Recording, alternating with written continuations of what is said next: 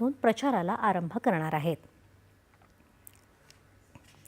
जालना महानगरपालिका निवडणुकीच्या प्रचारासाठी भाजपा नेते देवेंद्र फडणवीस यांनी आज प्रचार सभा घेतली।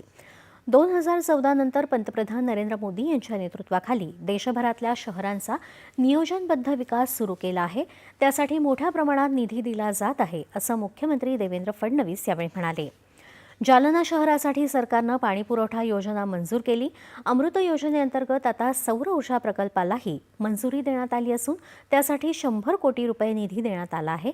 त्यामुळे दरवर्षी 40 कोटी रुपये वाचतील आणि पाणीपुरवठाही नियमित होईल, असं मुख्यमंत्री म्हणाले।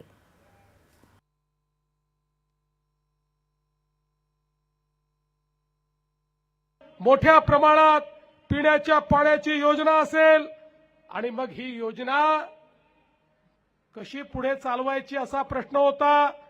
इतकी मोठी योजना, त्याचं विजेचं बिलच इतकं मोठं होतं की ते बिल आपल्या या महानगरपालिकेने कसं भरायचं असा प्रश्न होता।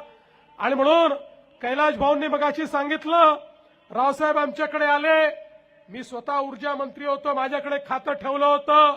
रावसाहेब आणि सगळ्या लोकांनी सांगितलं, काही करा, हे विजेचं बिल आम्हाला परवडत नाही, हे विजेचं बिल भरलं नाही तर एवढी मोठी योजना करूनही पिण्याचं पाणी त्या ठिकाणी येणार नाही। आणि म्हणून आम्ही निर्णय केला आणि त्या ठिकाणी सौर ऊर्जा प्रकल्पाला आम्ही मान्यता दिली, 100 कोटी रुपये दिले।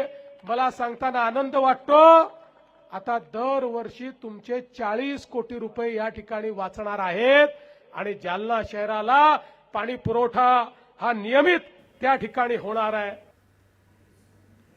हे शहर बदलणारं सरकार असून महापालिकेतही युतीला बळ द्यावं असं आवाहन त्यांनी मतदारांना केलं।